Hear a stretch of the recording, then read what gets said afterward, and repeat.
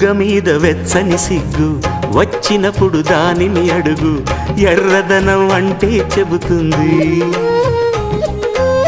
పెదవి కొమ్మ పూసిన పువ్వు అందమైన నీ చిరునవ్వు, తెల్ల రంగు అట్టా ఉంటుంది.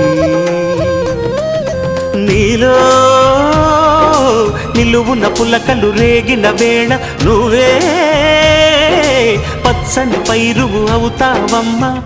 దిగులు రంగే నలుపు అనుకో, ప్రేమ పొంగే పసుపు అనుకో. భావాలను గమనిస్తుంటే ప్రతి రంగును చూస్తున్నట్టే, చూపులు ఎవరివైనా చూపించే లోకం ఒకటి.